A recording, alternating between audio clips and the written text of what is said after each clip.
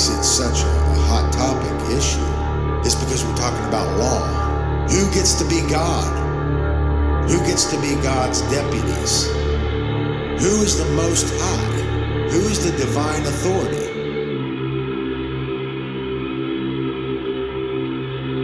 It's all about the claim to the Most High. The only way that somebody can be higher than us is if we give away our power.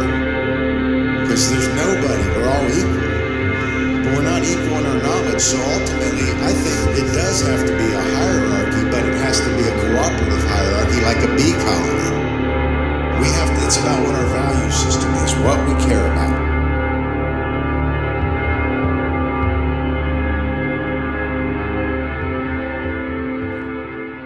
Hello, Hive Mind. Hello, all. Hello, whole universe. Today is November the 9th, 2021. I'm your host, Nate Cap.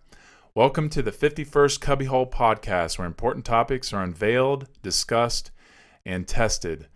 The website for this show is cubbywhole.com. That's cubbywhole.com. You can also listen to this podcast on Spotify, Apple, TuneIn Radio, iHeartRadio, Minds.com, Amazon Music, Odyssey, YouTube, and much more.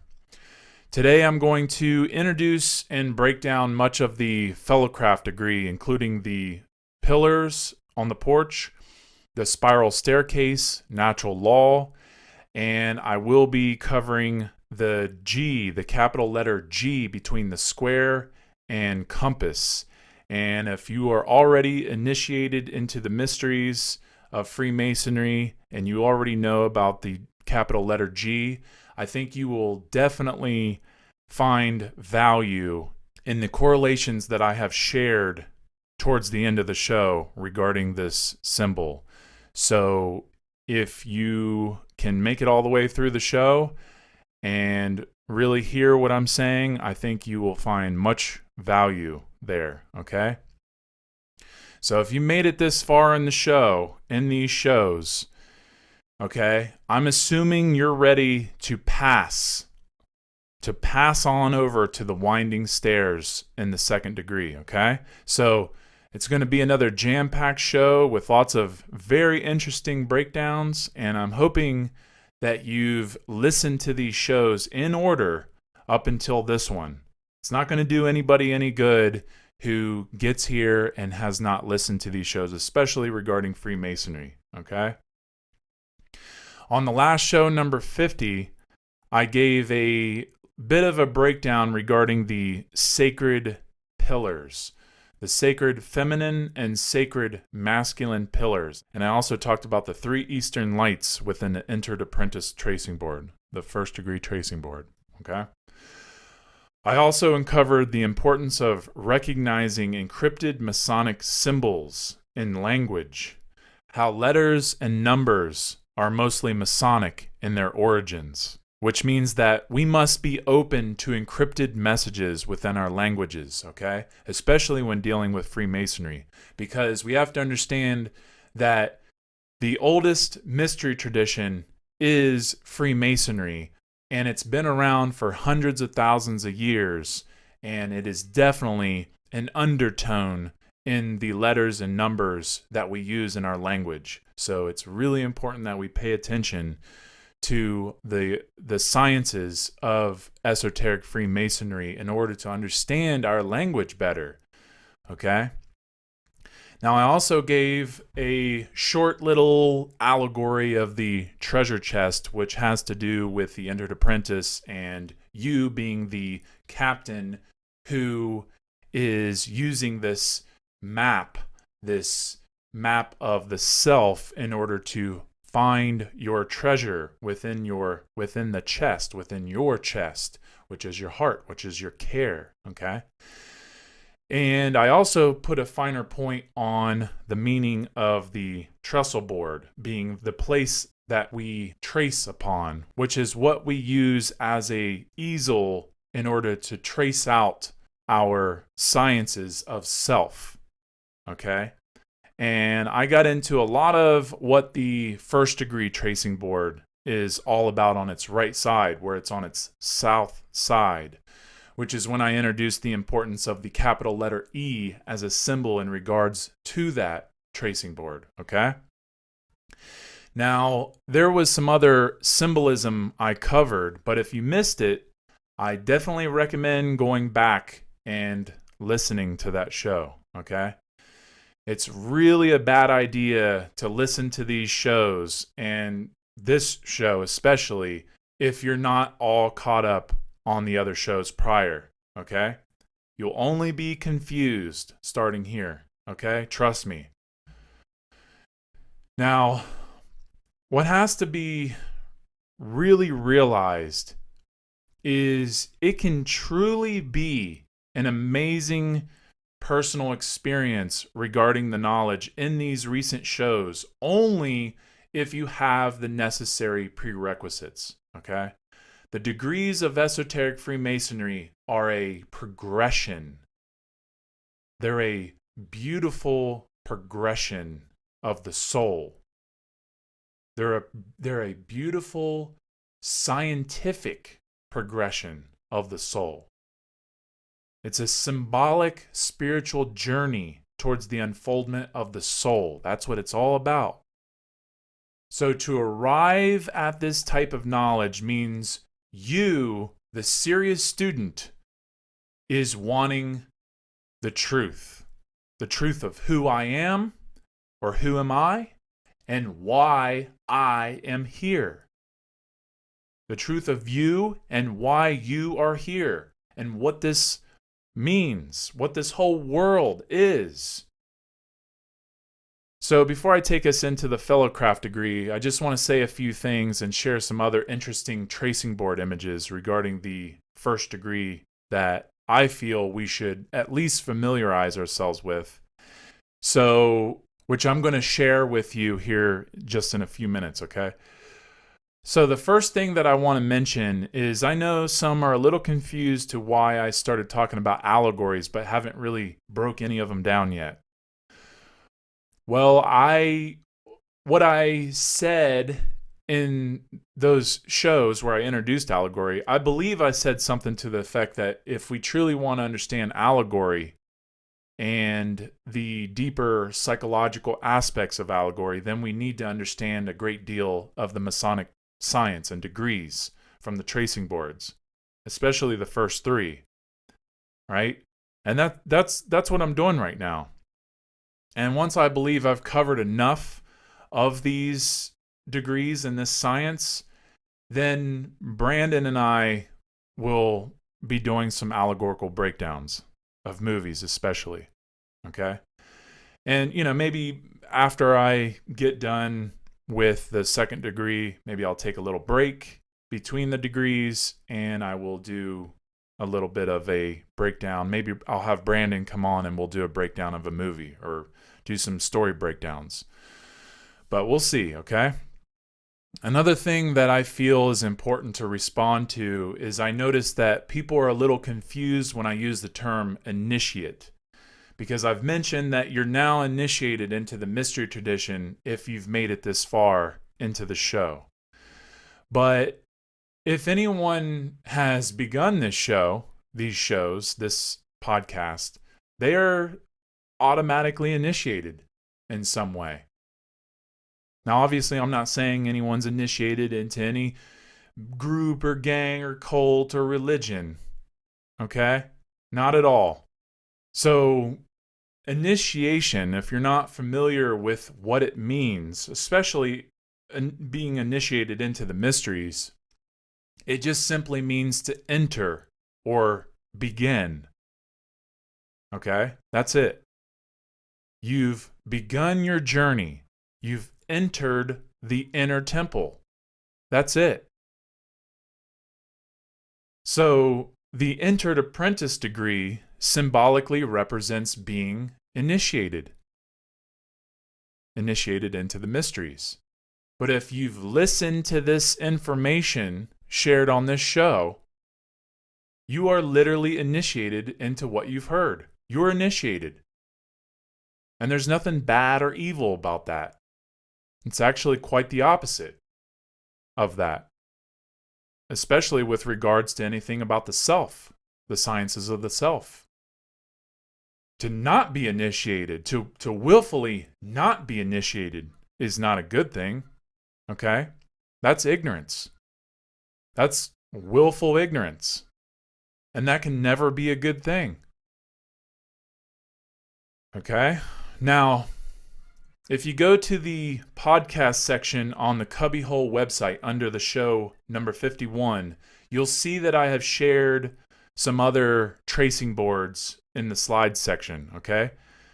And there's 7 of them. There should be 7 of them. And 6 of those 7 are more of the modern versions. But the one that you see that says Nebra Sky Disk, the circular shaped one that's really old, this Nebra Sky Disk is supposedly over 3,600 years old.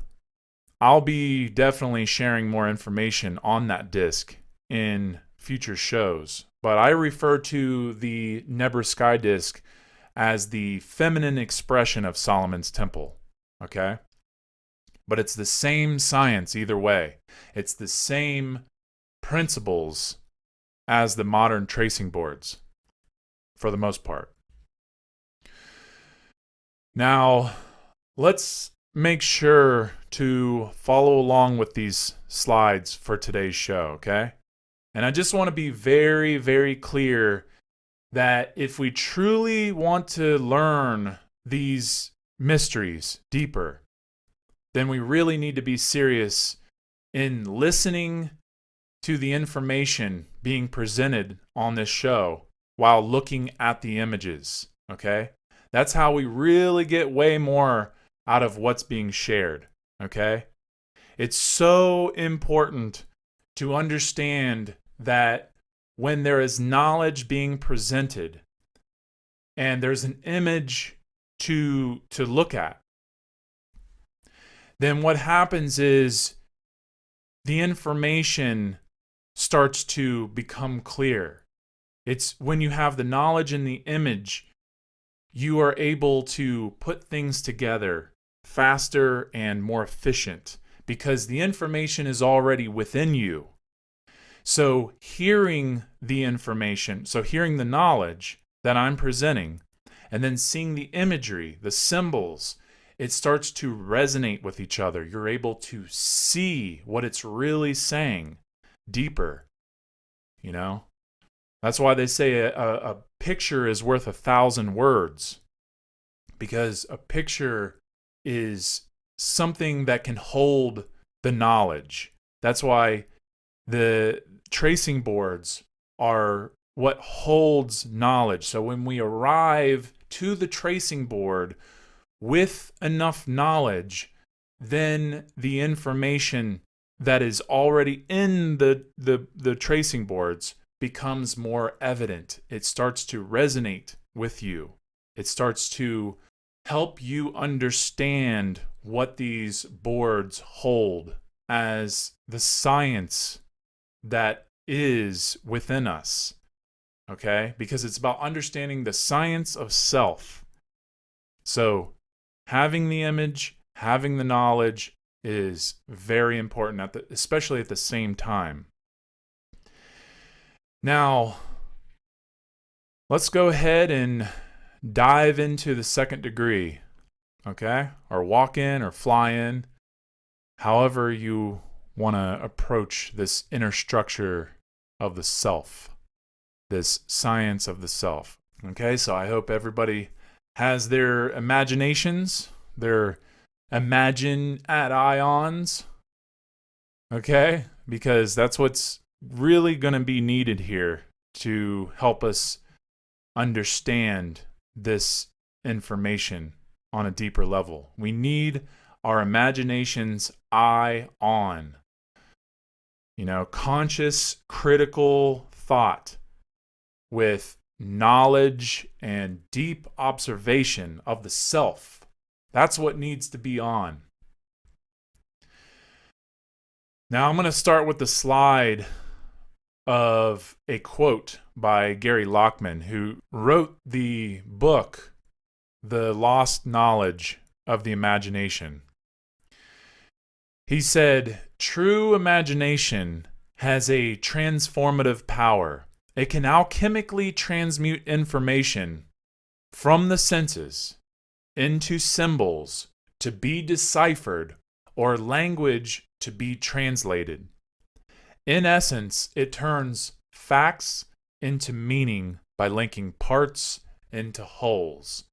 It does not construct something unreal. That is the business of fantasy, but unveils the hidden reality. I love that quote.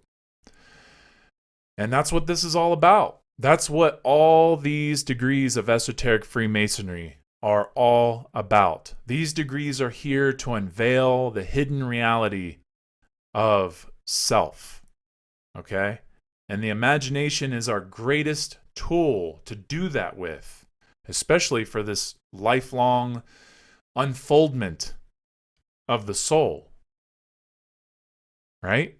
Now, as we enter the Fellowcraft Degree of Esoteric Freemasonry, I want to make sure you're following along with the slides, and we're on the slide with the two golden-looking pillars, which are actually hollow brass pillars, but it's the one with the two initiates on the spiral staircase leading up to the temple. Okay, this is the area known as the Porch of Solomon's Temple. And by the way, this is another Josiah Bowring painting. Okay?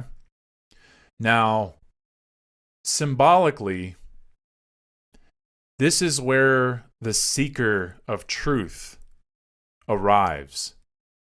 Okay? This is where the seeker knows that they've learned quite a bit about life, but don't really have it all figured out.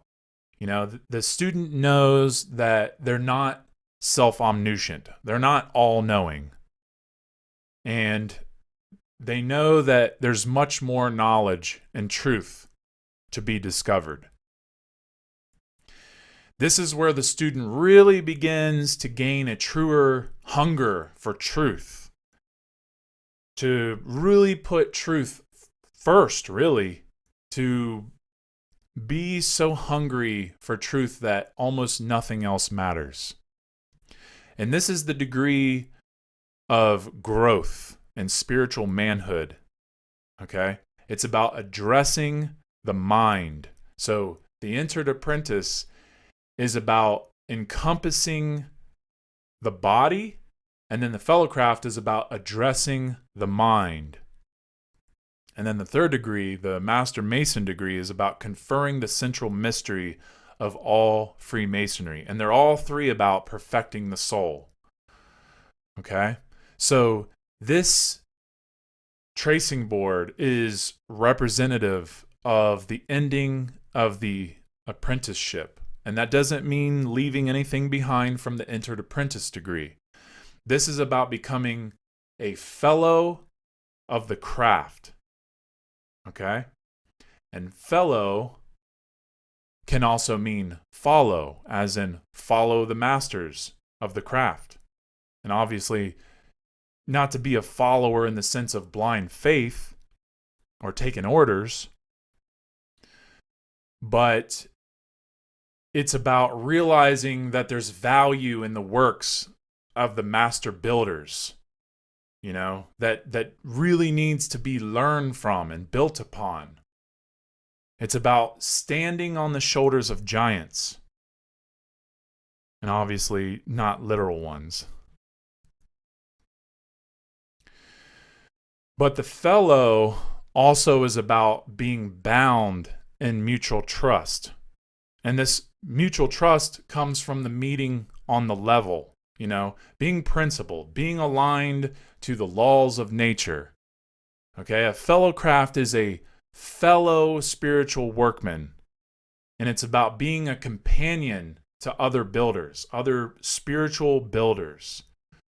So like I said, this degree symbolizes adulthood, and this is where the student accepts and realizes personal responsibility within the full life here on earth. This is the stage where one morally builds on the square to be able to improve not only themselves, but also the surrounding society that they live in. Okay? So the more improvement within, the more improvement without. We're each part of a whole. So the more we each heal or evolve within ourselves, the more the whole of the people of this whole world becomes healed and evolved. Right? Now, within the Fellowcraft degree, within the Fellowcraft tracing board, the pillars that we see here on the porch are known as Jachin and Boaz, like the first degree. They're at the entrance of the temple that the student must pass through in order to advance into the higher spiritual degrees, right? And entering into the temple of Solomon is symbolically about entering the house of God or the house of the Creator. And the only reason for entering is to come into the presence of the Creator. So if there isn't a desire to know the artist or architect who designed this whole universe, this whole grand lodge, then it really won't help to go beyond this porch, this point, right? Now, spiritually, no evolution can truly take place past this point if the student isn't ready for the responsibility that awaits there. Okay? Now, this responsibility that I'm talking about is the responsibility of individual behavior. The true responsibility of having the knowledge and understanding of objective morality and then acting on it.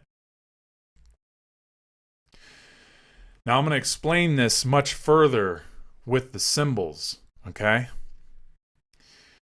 And we are looking at the pillar of Jachin on the left in this tracing board. This is the pillar that supports the celestial sphere with the constellation maps and charts.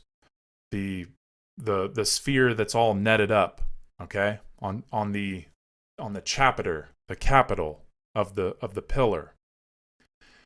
This celestial sphere symbolizes natural law. Okay? The law that governs human behavior. And the pillar of Boaz that we see with the terrestrial sphere, the earth globe within the netting, this represents free will.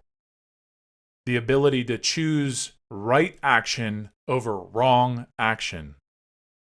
Now remember, the Entered Apprentice is an earthly directional map of morality, where we can choose, to go west or east, wrong or right. And this is the truth that these pillars symbolize to the Fellowcraft. And it's important to remember it's not enough to be within this presence of the Creator when we arrive here, right?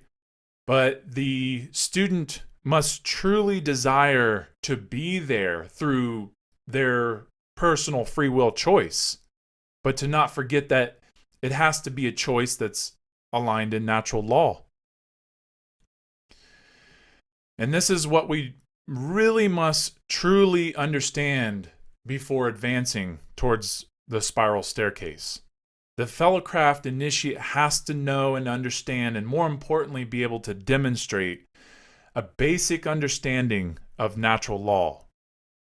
Or you can call it universal law, or the law of one, or karmic law, or just simply the capital L law. However you want to call this intelligent, non-man-made law that governs human behavior. Nobody can truly pass in through the pillars, these celestial and terrestrial pillars of the porch and up the spiral staircase without the understanding of objective morality. Each one of us has to know definitively that a right is an action that does not initiate harm onto others, other sentient beings. That a right is based in truth. It's correct. And then we have to understand what opposes that, which is a wrong. And a wrong is an action that does initiate harm onto others. A wrong is not based in truth. A wrong is incorrect. And unfortunately, most who make it to this point aren't honest with themselves and act like they understand this science and think that they can truly advance past this point with dishonesty. And it's simply not the case because, people fool themselves at this point way too often, and it only truly causes stagnation. We can't truly understand the mysteries and pass this degree without the knowledge and understanding of natural law. It's not possible. Now, I'm not deferring anyone listening to just, stop listening to the show here if you don't know or understand natural law. I'm not saying that at all. I'm just saying that knowledge of natural law is a requirement to be able to pass this point, to be spiritually passed before ascending the staircase into the middle chamber. That's it. The knowledge and understanding of natural law is the key that we need in order to, go forward in this reality of what this tracing board means, okay? The science that's embedded within it that helps us understand ourselves, that helps us understand this life, okay? The student is here for the advancement of self, right? So dishonesty is only cheating the self. But honesty is admitting that more work needs to be done, and that's where growth continues, okay? And this science is definitely not about being better than anyone. It's about becoming and evolving into a better and a more moral human being, and then collectively helping evolve the human species by evolving the self. That's what it's about. Now, I'm highly encouraging everyone listening to keep moving forward to really know where this is all going, okay? But I'm just giving a reminder. I'm giving a fellow warning that natural law is the requirement here, or else the student won't be spiritually prepared for what comes next, which is something I'm going to get into and demonstrate here a little shortly, okay? See, we have to understand that we all know this information deep down, okay? But it's the knowledge of that information that we observe and critically and logically examine that unlocks the information within. And that helps us understand that information in a way that we can communicate with ourselves and others and demonstrate this information to others, to help the world. So, not having the proper understanding of natural law is why there's so much suffering going on in the self, and especially the world. And that's another thing that is definitely required before taking a step up that spiral staircase, and that is the student must realize that there's suffering going on in others.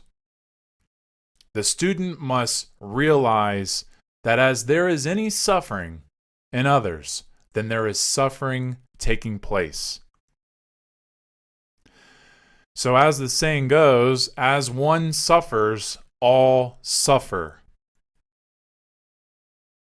The realization of suffering in others is really truly about realizing the connected universe.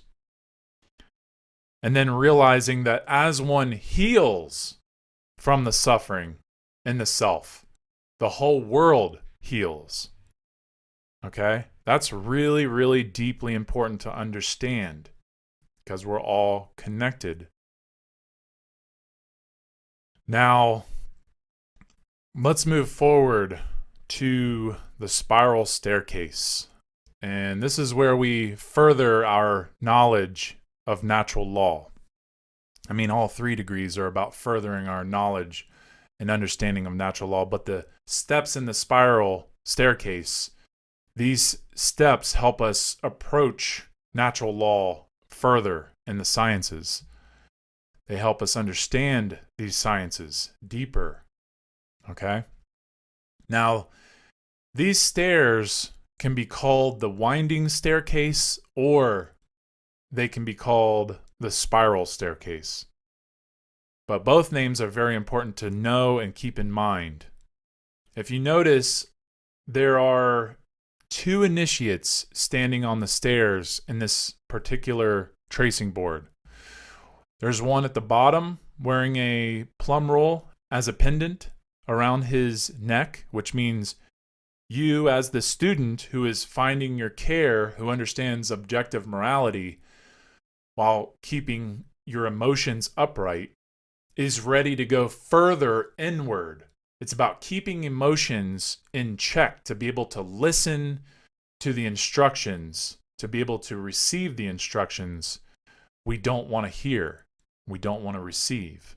And this behavior begins to erect the legendary spiral staircase. You know, the inner journey, the allegorical climb up the mountain. And the initiate standing at the top of the stairs with the level around his neck as a pendant, this initiate represents being level with or aligning to natural law before advancing into the temple and or the middle chamber. And this is all part of understanding the allegory of the spiral staircase. Now, looking at the winding spiral staircase slide, the allegory regarding this spiral staircase is first about faith. Faith of what's to come as we continue on this path. And when I say faith, I'm not talking about belief or blind faith in anything exterior or religious. I'm talking about knowing and understanding natural law and truly having faith in ourselves to be able to take on whatever unfolds before us or in front of us. So when thinking of going up a winding staircase, you can only see a few steps ahead, right? We can't really see what's around the bend, right? We can't really know the future or what, may come around that bend. But we know that our faith in ourselves, we know that the faith that we have and our spiritual armor and intuition that we have, we know that these things will help us take on whatever life throws out in front of us, right? It's about the fact that the path of life really isn't straight. It's more of an unfoldment. And that's what the spiral or winding staircase does. It unfolds before us. So when thinking about the entered apprentice tracing board, the ladder, there's no faith needed in climbing that ladder, right? Where the student can basically visualize the top and be, constantly inspired by the information while ascending rung after rung, because you can see where you're going. So you don't need faith. So that's why this tracing board really is all about faith. But as we advance in the steps of spiritual evolution, the temptation to, look or go back west towards the pavement, towards the ground, this becomes less, right? Our temptation to want to go back to our base desires and fantasies becomes less. And why is that? It's because we start to care more. We start to care for truth. The heart becomes more sensitized to reality. And this is why we become more alive within. Our kundalini is more activated. We're able to start to truly connect with all of our chakras, our energies, our inward energies are becoming more activated. Our pineal gland is starting to actually light up, and we are able to be more energized because we truly care. And it's about a continual progress forward in consciousness, right? There's an advancement from the lower to the higher state, from the lower state to the higher state, from the darkness of the self to the light, from death to life, from the tomb to the rays of light, from ignorance to wisdom, and from the error of the mind to truth. The student is always ascending and never stationary and never goes back. That's the principle of being the student of life. And each step of the spiral staircase gains illumination to the knowledge of more elevated instruction from the universe and from the contemplation of knowledge. I think of it like a lighthouse, okay? In the sense that the word lighthouse has both the words house and light in it, right? So it's a house or temple, right? It's a pillar. And it also has a spiral staircase. It has a 360-degree rotating light, like the all-seeing eye. It's about being able to see in all directions.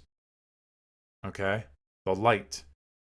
And it looks out over the distance for a captain that needs a guiding light. And that captain is you. It's me. It's each one of us in search for light or truth on our journey. So that is a very powerful allegory regarding the lighthouse. The lighthouse is one of those beautiful physical archetypes that actually holds an allegory of the spiritual self. Now, let's look at the words spiral and winding. These words are very, very important to understand, okay? The word spiral comes from the medieval Latin spiralis, meaning winding around a fixed center, coiling, like a spiral, right? Now, spiral can also translate to spire, which means spiral. And spire is the compound noun of spiritual, which is combined with the word ritual, which is the spire ritual. And that's what the spiral ritual of the staircase is all about. It's the spiritual or spire ritual within. Okay? The spiral staircase is the spire ritual. True spirituality is about the science of morality and the discovery of dogma, right? And that's what these stairs are. This symbolic staircase is the spiritual journey within and to recognize and overcome dogma. Now think of where the spiral staircase ends. It ends at the Most High, symbolically. And where is this Most High? This is something that we've talked about on past shows, but I'll reveal more about it here a little bit shortly, because there's more connection that comes with understanding this spiral staircase. Lots more. But first, we need to understand the winding stairs, okay? So looking at the winding staircase 357 image.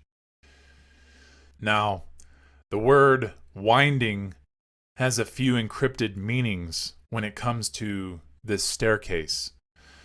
Winding means to turn or to twist, right? To wind things means to wind things together, which means to bind them, like binding our soul back to source or natural law, right? And then there's wind or twist, like DNA, like a DNA strand, right? To raise energy or to calm energy means to wind up or to wind down. So when we're wound up or we wind up, we raise energy. And when we wind down, we're calming energy. So think of this in terms of the spiral staircase, okay? So wind can also be like wind, okay? Because the spelling is the same. They're both spelled the same, but they're pronounced differently, which makes them heteronyms.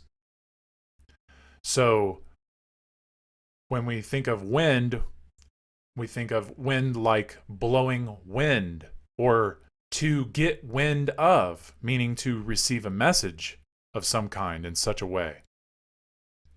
There's also wind as in the motion of air. So like a tornado is a cyclone or vortex. It's spiral-like in its shape, right? It also lifts things from the ground up. It's winding wind. Now, both spiral and winding are both equally important as symbols in this Fellowcraft degree, okay? Spiral is really important when thinking of something like the Fibonacci sequence. And winding is important because it allows the student to understand the odd numbers of steps a lot easier when they're traced out and not in a spiral shape, right? So when looking at a spiral staircase, it can be very difficult to convey or express the symbols and words on each step, you know, in a way that's easy for us to be able to see in a winding staircase image, right? So these tracing boards are made of geometry. They're made of geometry that we can use to be able to curiously trace nature through her various windings. So looking at the winding staircase image, we see that the first three steps are corresponding to the first three degrees: entered, passed, and raised. Entered apprentice, fellowcraft, and master mason. The tools of each step are the square, level, and plumb rule tools, okay? The square symbolizes morality and truthfulness and honesty, okay? It's the tool used to build stable and upright walls in our internal temple. It's what helps us keep our behavior true and accurate. And I know that I've already stated these tools already, but it's important to understand them on these steps, these first three steps, okay? So the level that we see, this level is about being the symbol of equality under natural law, which is about treating each step in life with care. And then the plumb rule is about being upright in our intentions and keeping our emotions upright and in check. So the square teaches morality, The level teaches equality under natural law, and the plum roll teaches uprightness of life in our actions. And with these tools, we learn the faculty of judgment and learn to discern what is valuable, what is true, and what is real. Now, we're going to move to the 5 steps in the middle, the 5 senses. Okay? It's important to note that the number 3 is associated with the entered apprentice, and the number 5 is associated with the Fellowcraft. So 5 is in the middle between 3 and 7, and the Fellowcraft is between the entered apprentice and the Master Mason degrees. Okay? That's really important to understand because it's in the middle. And these 5 steps that we see are the 5 senses, which are seeing, hearing, smelling, feeling, and tasting, which the student must learn very deeply and then ascend past and move beyond. Okay? These 5 senses are important keys that we must realize with the proper application of analogy, where there will then be a higher spiritual transmutation from the material realm to the spiritual. These sense perceptions are governed by the emotional energies that construct the expression of the power of the Fellowcraft, because the Fellowcraft is about emotion and compassion and heart. It's the area of the middle and balance. Okay? So these faculties assist the student in experiencing and understanding the world around them. They help us understand our experience of the world in a way where our brains can interpret our surroundings and make sense of all that we experience. These 5 senses, along with the reasoning of our minds, help us to receive data and produce feedback to our surroundings. Okay?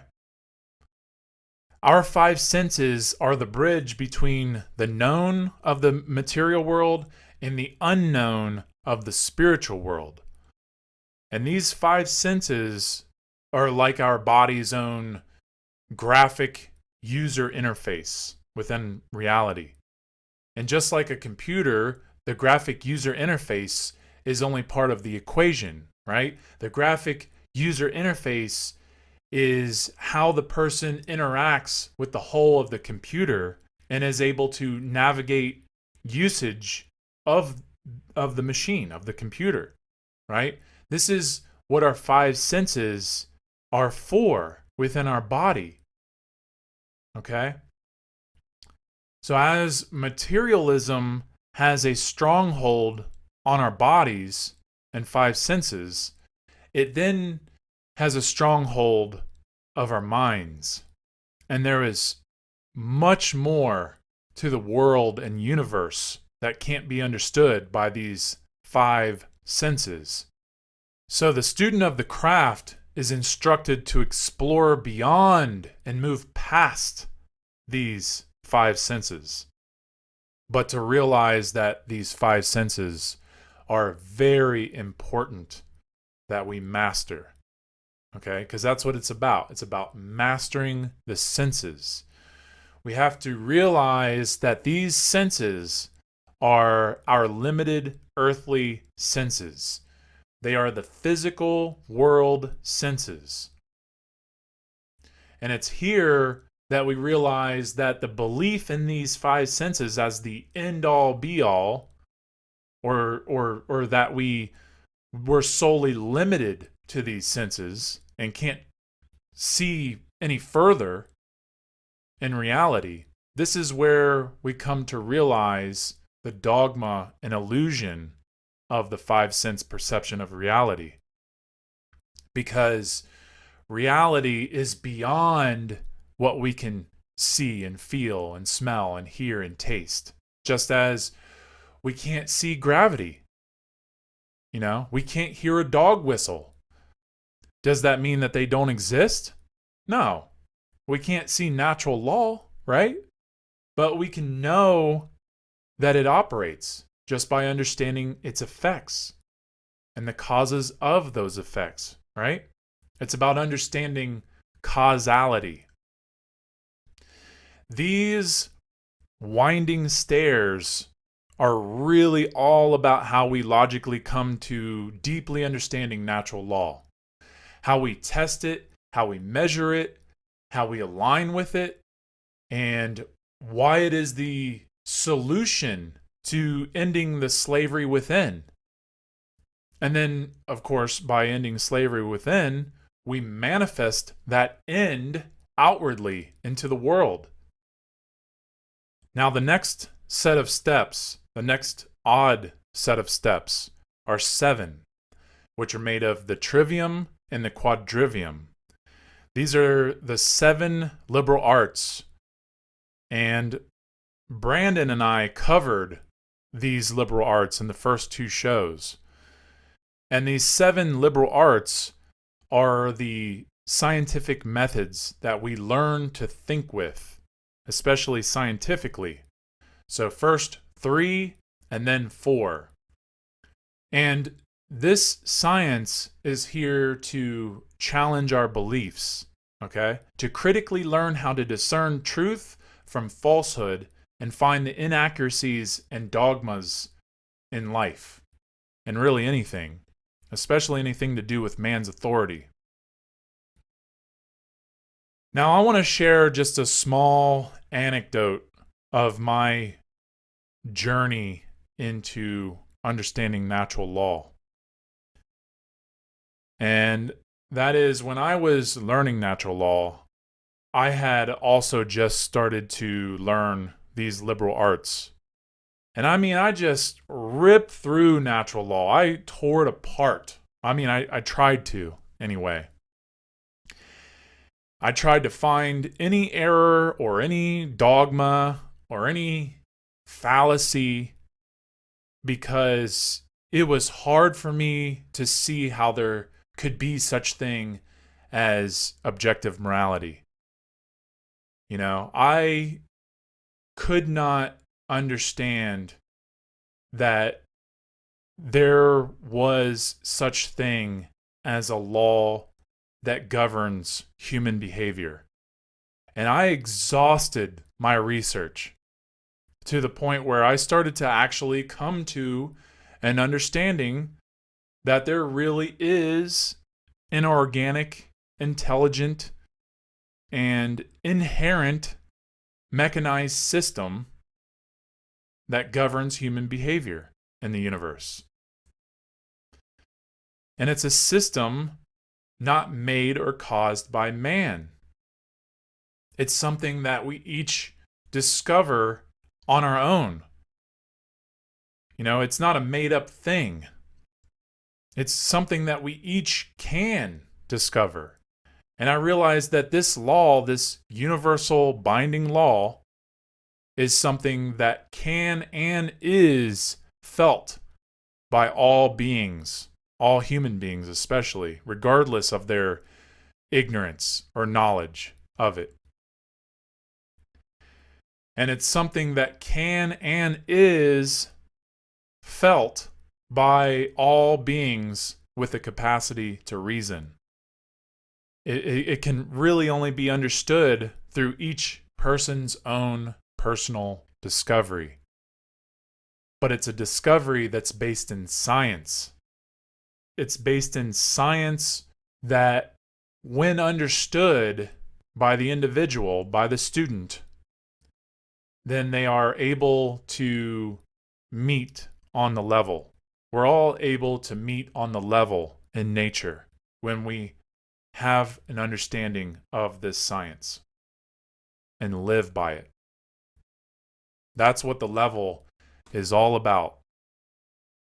Okay? I'm not going to go into too much depth with the trivium and quadrivium methods, okay? But if you need more thorough understanding there's a couple of really awesome hardback books that I recommend, which is the classic liberal arts of trivium, grammar, logic, and rhetoric, and the classic liberal arts of quadrivium, number, geometry, music, and cosmology. Each of these books are really, really great references. And you can also, if you don't want to read, you can also go back to the first shows of this podcast, and you can listen there to learn about these methods, these science methods. Or you can do both, which I actually recommend the most. So I'm just going to give a short refresher of the trivium and quadrivium. So we have the trivium, which consists of the three arts of language that pertain to the mind, which are grammar, logic, and rhetoric, and in that order. This is the classical trivium method, okay? In classical Latin, the trivium meant where three roads meet. And the quadrivium meant where four roads meet. So threefold path and fourfold path, okay?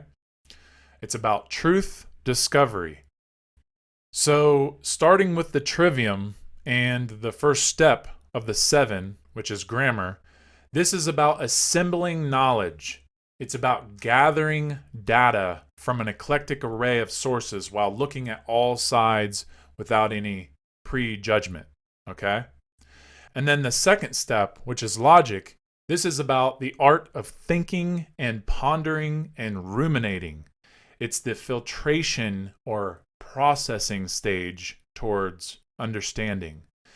It's concerned with a thing as it is known, okay? It enables us to learn the why. And then rhetoric, the third step, this stage is about being the art of communication by combining speaking and thinking. And rhetoric is concerned with a thing as it is communicated. This is about generating wisdom. It's the output. It's how knowledge and understanding are propagated so that real and positive change can manifest. Now, on the steps of many of these boards, you'll see that the artists put rhetoric before logic. And I don't know the exact reasoning behind that. Maybe there's something I'm missing. But logically, rhetoric comes after logic. Okay? So unless anyone can prove to me otherwise, the steps in this image are wrong in that arrangement. It should be second logic after grammar and then rhetoric. Okay? So grammar, logic, and then rhetoric. That's really, really important to understand in that order. So that's the trivium. Now, on to the fourfold path, the quadrivium, which is about the four arts of quantity pertaining to matter, which are arithmetic, geometry, music, and astronomy. So first, arithmetic is the study of number, of quantity outside of space and time. Then you have second, or this would be actually the fifth step. This is geometry. And geometry is a number in space or arithmetic of space. And then on the sixth step, this is music. And music is a number or arithmetic of time. And then the last step, the seventh step, is astronomy. And astronomy is a number of space and time. It's the study of a magnitude that is moving, okay? So to put all these in simple terms, arithmetic is the study of numbers. Geometry is the study of numbers and space. Music is the study of numbers in time. And astronomy combines everything with the study of space and time. Okay? Now, that's the liberal arts in a nutshell. And it's all about big world picture thinking. It's how we think and how we come to understand the world around us and in us, because it's about consciousness. And it's about the way we can express the who, the what, the when, the how, and most importantly, the why. So why was this science methodology important in the past? And why is it important now? Why is it important, period? And what does this term liberal arts mean etymologically? Well, the word liberal in liberal arts derives from the Latin liberalis, and this means appropriate for free men. It was essential for free citizens of Greece and Rome way back in the day to have studied the liberal arts. Liberal arts education was used as the Socratic method, which was, of course, named after the Greek teacher Socrates. And this method is about using a question and dialogue format. Okay? This Socratic method challenges the student to support their arguments and encourages critical thinking. And this method is still being used in today's world, thankfully. I mean, I think it is. I hope so. It doesn't seem like it, but supposedly it is. Supposedly it's still taught in classes around the world. And it's a method that is taught in order to generate a more well-rounded student of life. It's about creating a critical thinker out of the student. So it is really important that we understand these liberal arts, these scientific methods. Now, something really important to keep in mind about the 3, the 5, and the 7 is they are all odd numbers. And odd numbers invoke the spirit. I just wanted to make sure that I mentioned that. Now, in Freemasonry, it takes logic and reason to build a strong temple, a strong mind. That's what it's all about. It's about true care. It's about truly finding care within. Care to educate the self and be able to convert knowledge into beneficial wisdom. That's power, okay? It's not the knowledge or having the knowledge that makes power. It's the wisdom of knowledge that generates power, because wisdom is the expression of what we understand. It's the action. It's the act of speech or writing or art, okay? So wisdom is the expression of what we know. We have to understand that.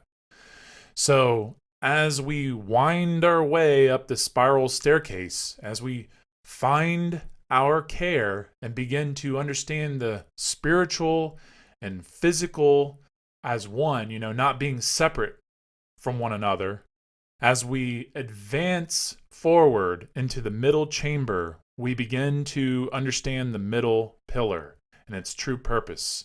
We begin to understand the light wedding, the alchemical wedding on a deeper level.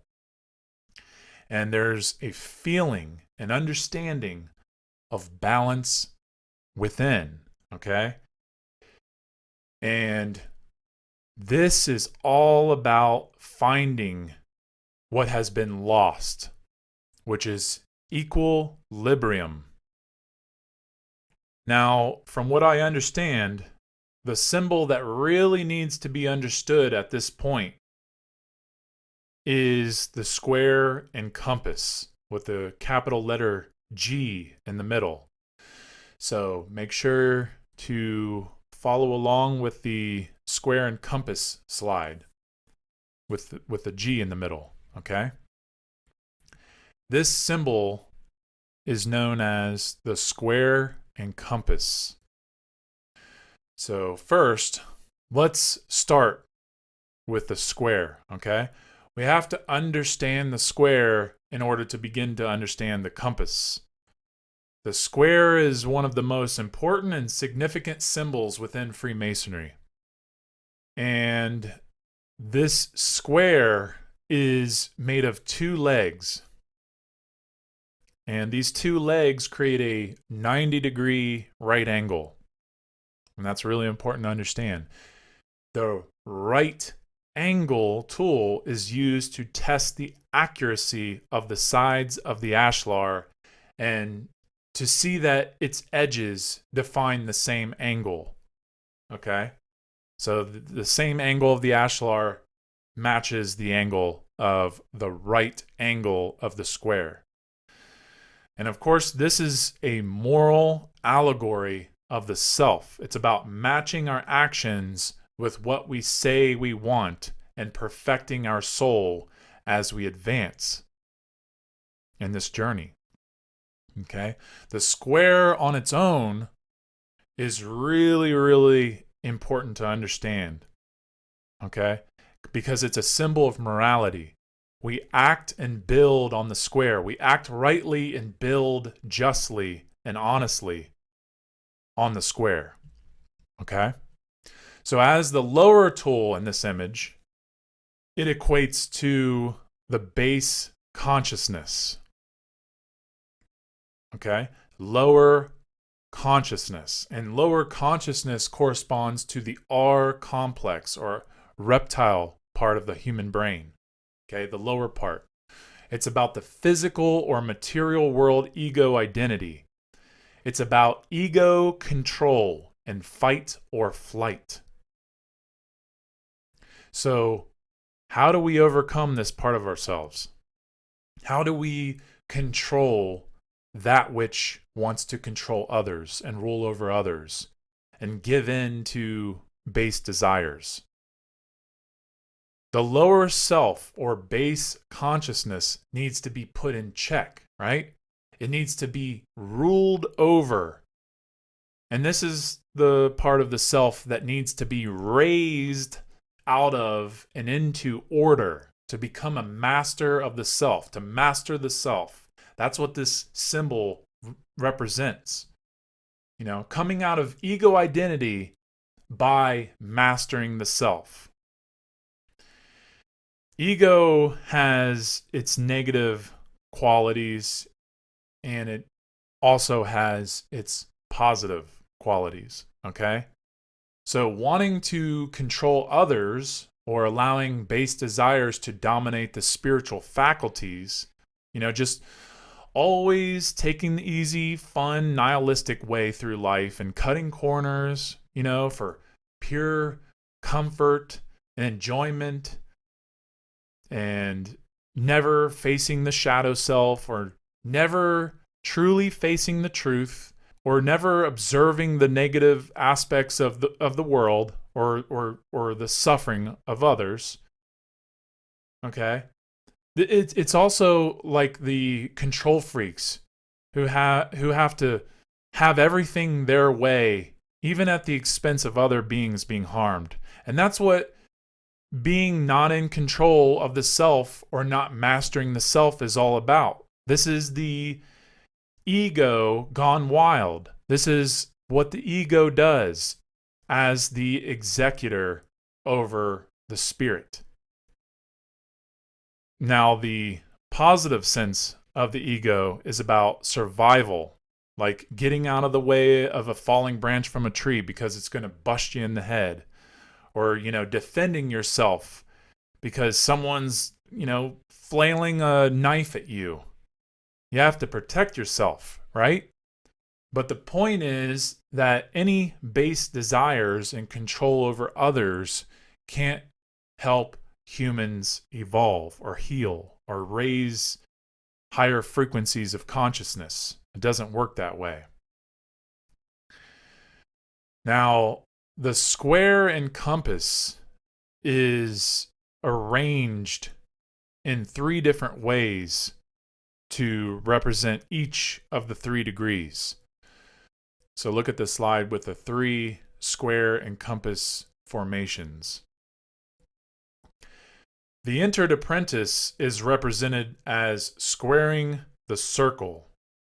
So the square legs are above the compass arms, and the square is used to form a perfect square with 4 corners.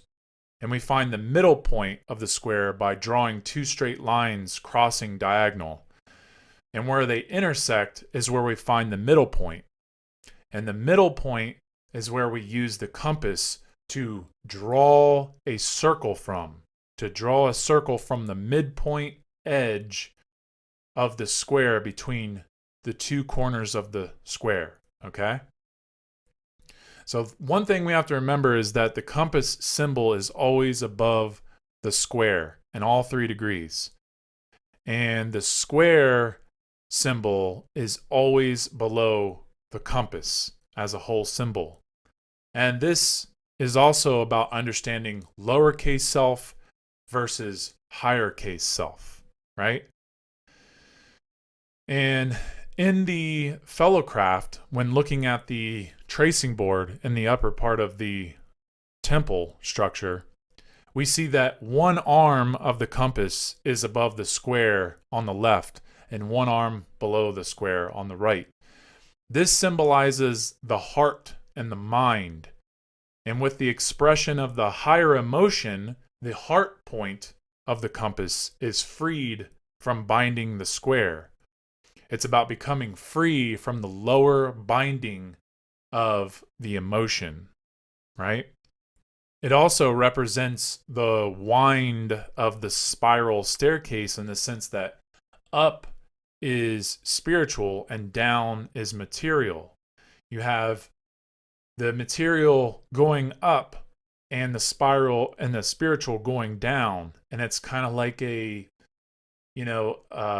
almost like a tug of war in a way, because the spiritual is always trying to pull the material up and the material is always trying to pull the spiritual down.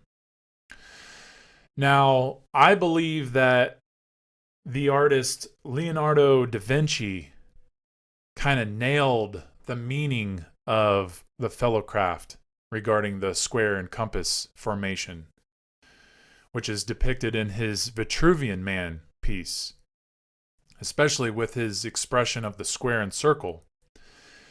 Now, the circle or spirit is at the stage of mastering the square, right? The material self. There's definitely I see a high correspondence in this piece that he created in correspondence with the Fellowcraft, because the circle is the celestial, right? The great mother womb and spirit, right?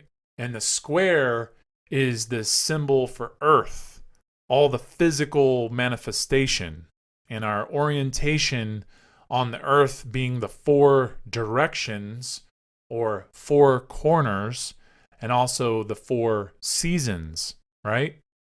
So fitting in a circle symbolizes that humans are a reflection of the celestial and can align to the binding and all-encompassing law, natural law. And then fitting within a square, humans are a reflection of the terrestrial or earth and the 5 senses, right?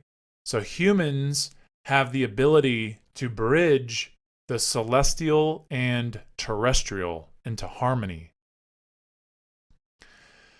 So I find it interesting that when we divide the Fellowcraft's number 5 by the entered apprentice number 3, we get the golden ratio phi, which is 1.618, which was considered a harmonious proportion in early Greek sculpting of the human body, right? And author and architect Marcus Vitruvius, who inspired Da Vinci's Vitruvian Man, he said that the proportions of a building, so think about building in the sense of the inner temple, should be in harmony with those of the human body, right? So without symmetry and proportion, there can be no principles in design of any temple. That is, if there is no precise relation between members, as in the case of those of a well-shaped man. That's what Marcus Vitruvius stated, okay? And this is about symmetry of the physical world reflecting the spiritual world, okay? These tracing boards are the geometry unveiling the symmetry within. Now, looking at the Master Mason degree, the compass arms are fully over the square, which is about circling the square and having dominance and rule and control over the symbol of the earthly and the material, which is the square. So it's about the spirit ruling over the material, okay? Now, the compass is another highly important tool and symbol. Very important. And from what I know, it's okay to pronounce and spell the word compass as either compass, how you would actually spell it, or compasses, which is Compasses. Both are correct, okay? Compass comes from the Latin com, meaning together, and passus, meaning a step or pace. All right? So compass comes from the Latin compasses, right? And this means to accomplish something or to go around something in a circular course, kind of like a spiral staircase of life, right? Now, the compass is also about having a moral compass and building on the square. That's why it's above the square. It's about the fellow who passes the porch and takes on the winding journey of the staircase of life. Okay? The compass is the tool that draws out the spirit from within, draws the circle out from within the square. So literally, if you draw a perfect square and then draw two diagonal lines perfectly from corner to corner with a point in the middle where they intersect, and then from that point you use the compass to draw the circle starting at one of the corners of the square, while your middle point is the other part of the compass, you'll have a circled square. And that's what it means when the spirit is above the physical. That's what it means when the compass overlaps the square. This is what it means to be fully raised, because we start out as squares, material. We start out in materialism, and we start out in ignorance, and we work our way into our middle, into the mid section, into our heart, right? It's where the lines intersect, okay? And then from that midpoint, we discover our compass, right? And then our compass is what grows out of the middle around our square to where we have dominance over our material self. So to raise from that midpoint of the square with the compass and make a full circle around the square means spirit over the material. So I hope I've painted a decent picture in your mind of what that means. I mean, you can draw that out, which I highly recommend, and it'll definitely resonate with you a lot more in that way.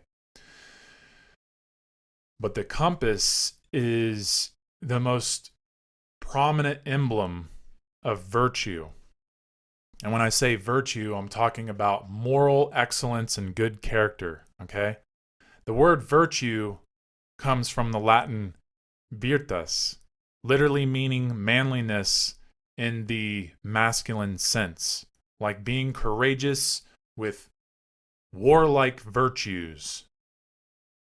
And it's about manhood, which is what this whole second degree is all about. But the compass symbolizes the spirit, which creates the divine circle. Okay? So the point of Freemasonry is to enter the temple and learn how to circle the square. And that's what I was trying to convey with my little demonstration that I just did a minute ago. Okay? We have to learn how to live above the ego. We have to learn how to live above the material. The compass represents flexibility, right? I mean, if you take a compass, it can flex, right? It goes from the middle to the outer. And it's non-rigidness. That's what the compass is. It's non-rigidness because it's not about making a square. It's about coming out of the square and encompassing the square to rule over the square and ruling over the lower ego self, ruling over the base desires.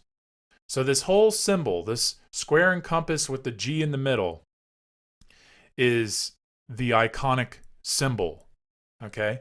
The reason the compass arms are overlapping the square legs is so important to understand because it symbolizes that the spirit comes first and needs to keep the base instincts of the square in check because otherwise there's a higher potential for chaos and ego domination and suffering and slavery. Okay? It's the opposite of true order. This symbol is about evolving into a higher type. So, as we circle the square, we build from the dot in the middle, which is the middle path. It's the focal point. This is where the G is found. The capital letter G between the square and compass. And the G is between the square and compass representing inside because it's about looking inside the self and exploring the inner world, the inner self. So just a side note, you think about what I just explained to you in a drawing with the square and the two diagonal lines crossed to make a center point. Just think about an aerial view over the Great Pyramids.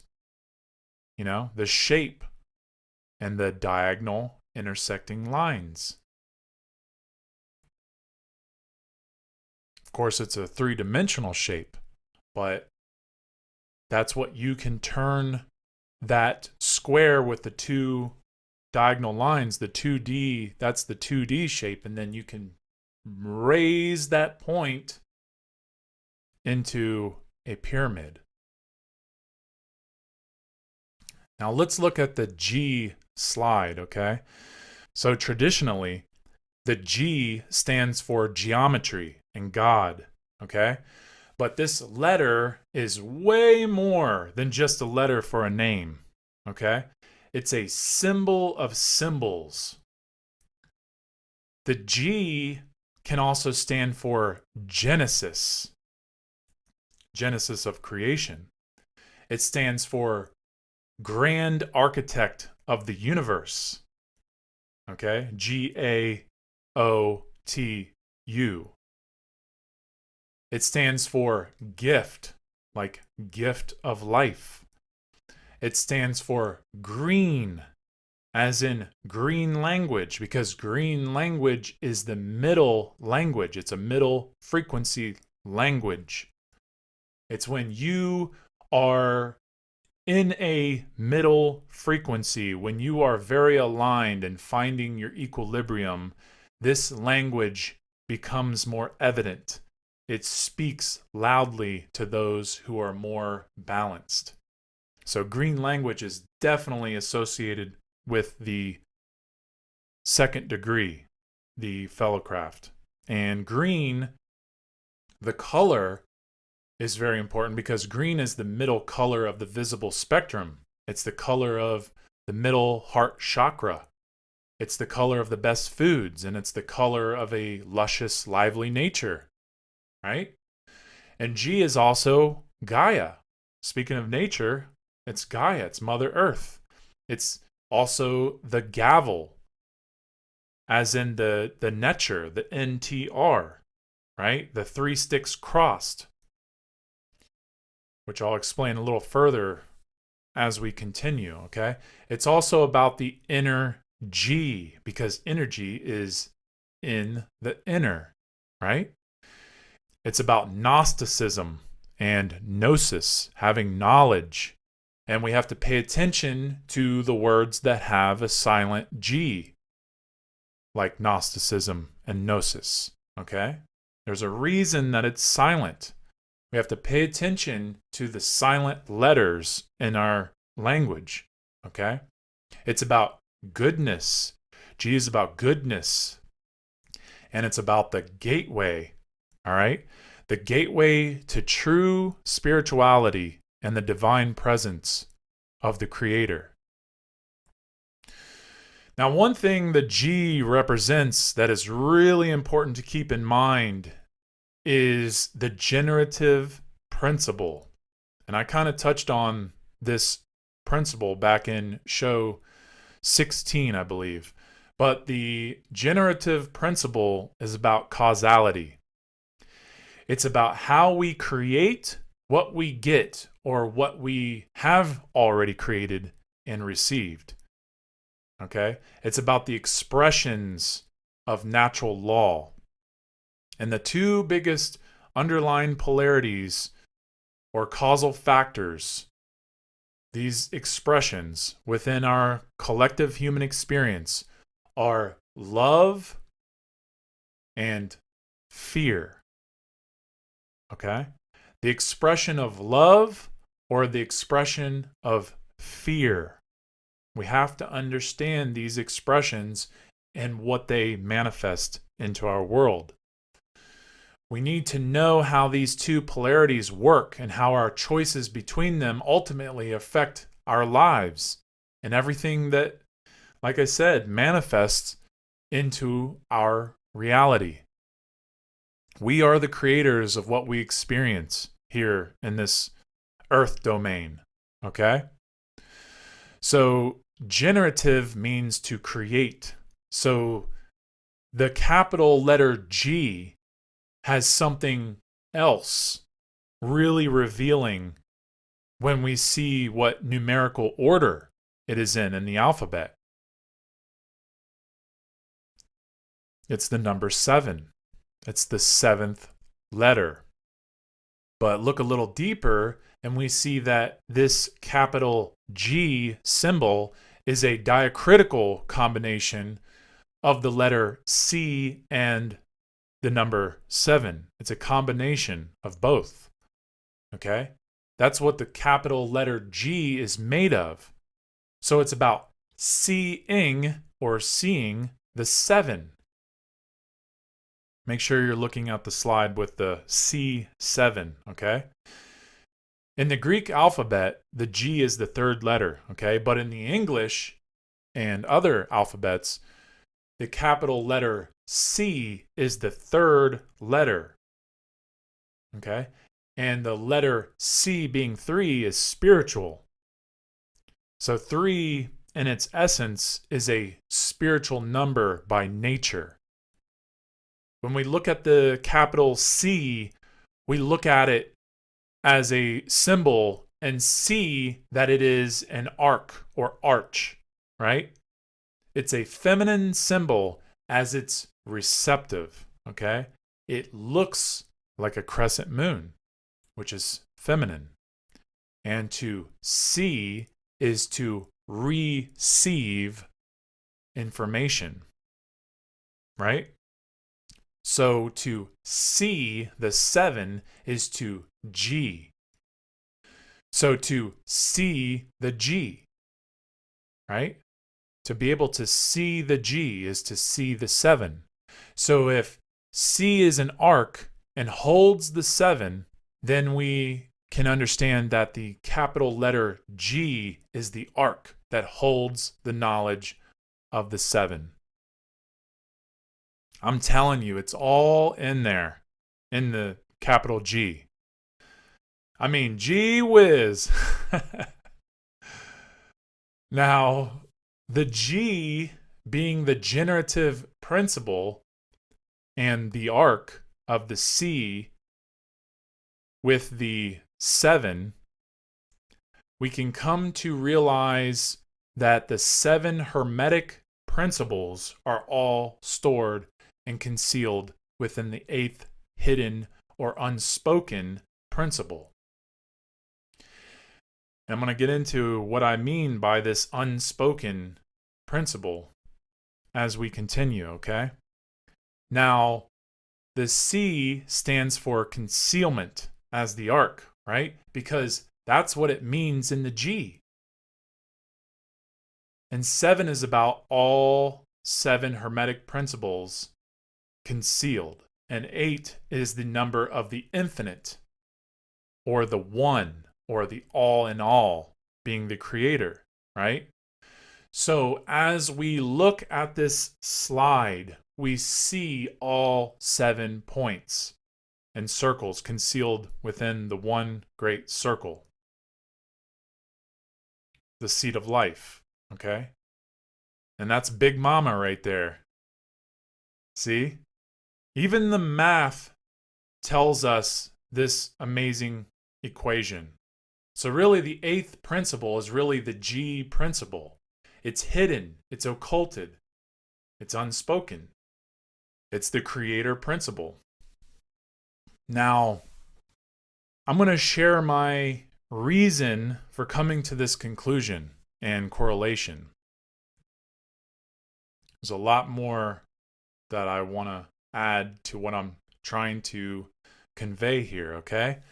Albert Mackey, who wrote the Encyclopedia of Freemasonry, he made a really interesting correspondence when he mentions that the letter G is anachronistic or belonging to a period other than what is being portrayed in the Fellowcraft, by saying it may be a corruption or it may be a substitution for the Hebrew letter Yod, which, if anyone's not familiar with the Yod, it's the initial of the ineffable name, or the unspoken name, okay?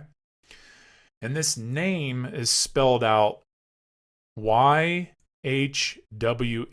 or all caps, okay? Spelled out YHWH, and it's incorrectly pronounced Jehovah, or Hey Vav Hey Yod, okay? It's a symbol of life-giving and life-sustaining power of the Creator, okay? So it's an unspoken name, right?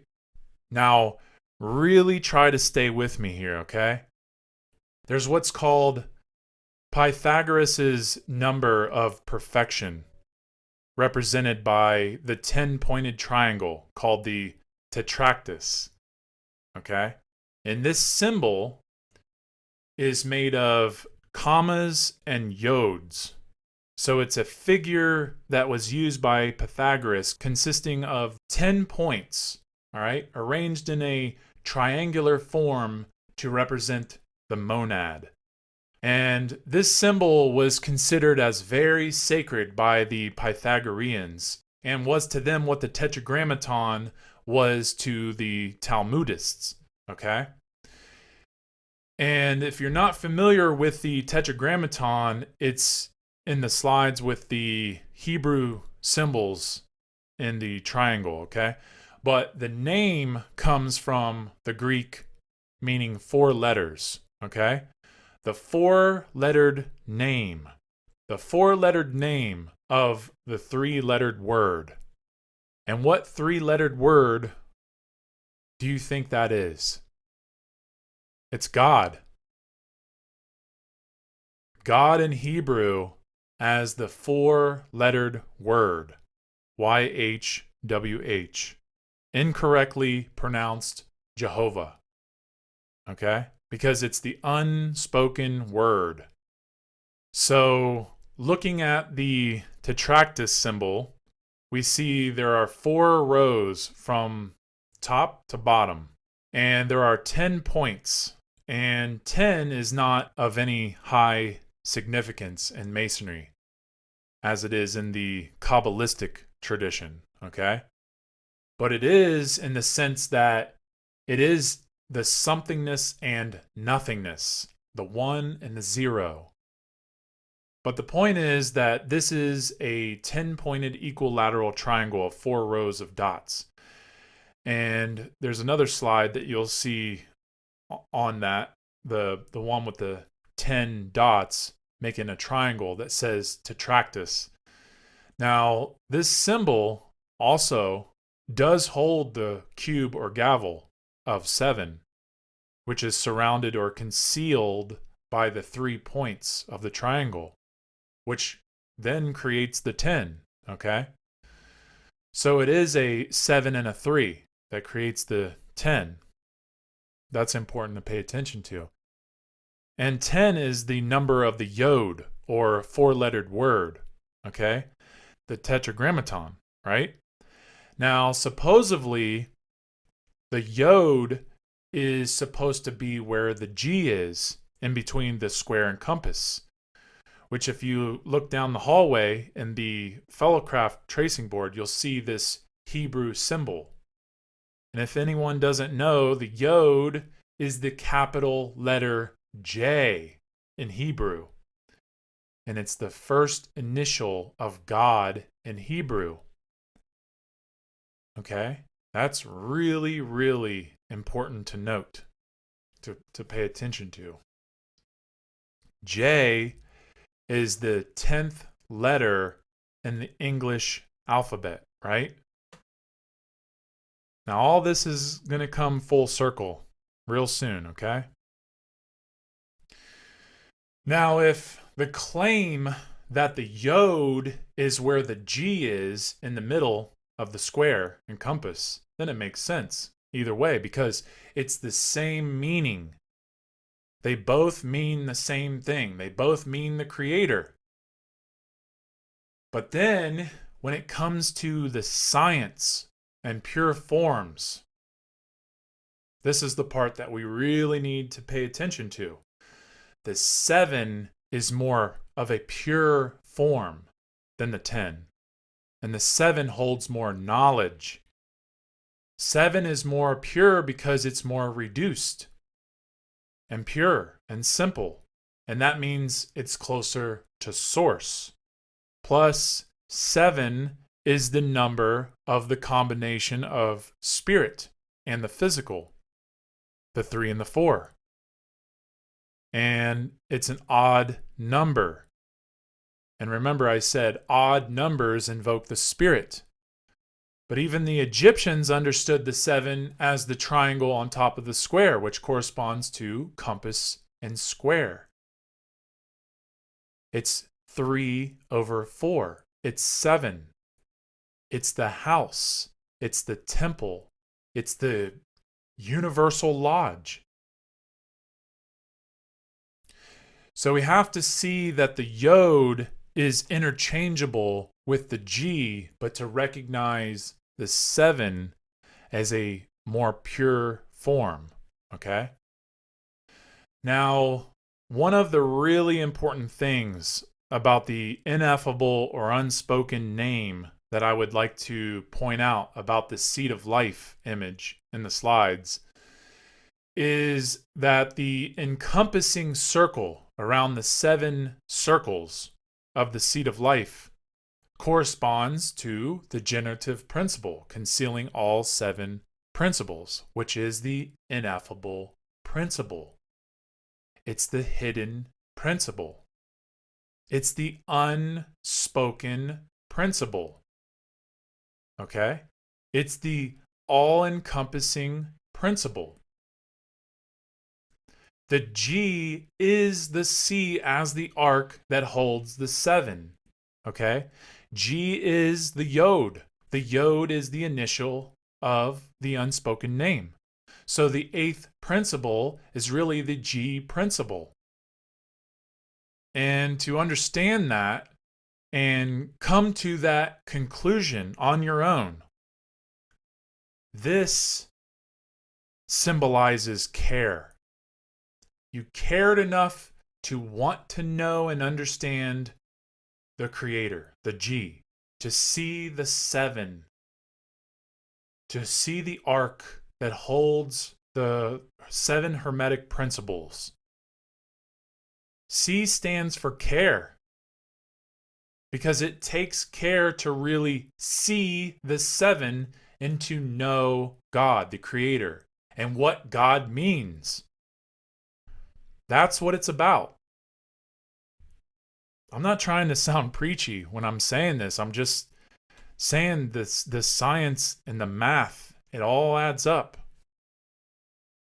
And that's why the 8th principle stands for care as well. Now, I just want to briefly say before I end this show, there are quite a few times throughout the Bible that speak of Jesus being God, the Creator, which is a similar science of the ancient Egyptian god Horus being Amen-Ra, okay? But here's a couple of quotes from the Bible that say Jesus is God, okay? And the first one goes, "To see what God is like, we must look at Jesus. He perfectly represents God to men in a form which they can see and know and understand." Now really think about that, okay? And then the other quote is Matthew 1:23, where it says, "Behold, the virgin shall conceive and bear a son, and they shall call his name Emmanuel," which means God with us. Now there's some green language in Emmanuel, the spelling. It's Immanuel. Emmanuel. Okay?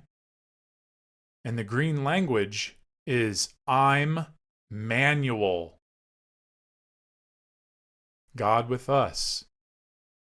Because God is the manual of life. Jesus is the manual of life, right? Even the Quran states that only Allah can speak in parables, and Jesus speaks in parables in the Bible that no other prophet ever told. Now, I'm not going to go over any other ones, any other quotes, but if you're not familiar with this concept of Jesus as God, I definitely recommend doing some simple research, and you will find plenty on that topic. Now, I'm sure the question is, why am I bringing this up? Well, it has nothing to do with any belief in a man named Jesus, okay? The question is, if Jesus is God, and God's name is actually unspoken, then what is this saying to us?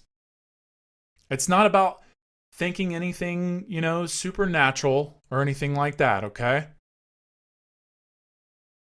Now, I think everyone listening to this show or who's made it to this point in their journey should know what Christ consciousness is, right? Well, if not, you definitely should, okay? But it's a symbolic science of the highest self. It's about aligning to the light of what Christ represents. It's about living in the footsteps of the most genuine being. It's about becoming the best version, the most honest version, the most moral version of the self. That's what it means to become Christ-like, because that's what Jesus Christ represents. He's an archetype of what we should strive to be here on earth and how to live harmonious in nature. He's a symbol and figure of light and courage. He represents manhood and heart, as does this whole second degree. So Jesus really is the science of how we learn to be here on earth. Now, the most important, all-encompassing thing that I discovered about this capital letter is what this G truly is at its core. Okay? So, to me, the most beautiful realization that any student of esoteric craft masonry could ever realize about themselves is to realize that the Jesus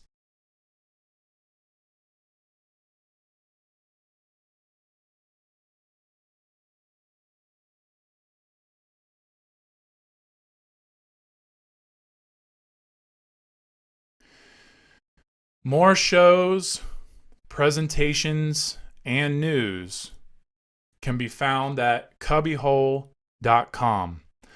Also, please definitely make sure to not miss the next shows where we'll be going further into esoteric Freemasonry, especially in regards to the Fellowcraft and the middle chamber. So I hope this was an interesting, inspiring, and thought-provoking episode.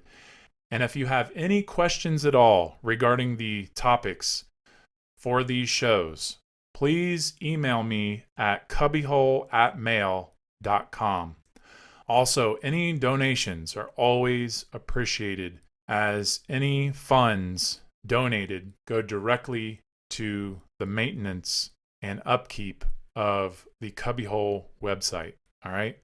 Just hit the donation button on the website at the top, and it's pretty easy to navigate from that point. And thanks again to those who have donated so far. Okay, I'm your host, Nate Cap. Thank you for listening, and keep in mind to do no harm, defend truth, and keep transcending dogma.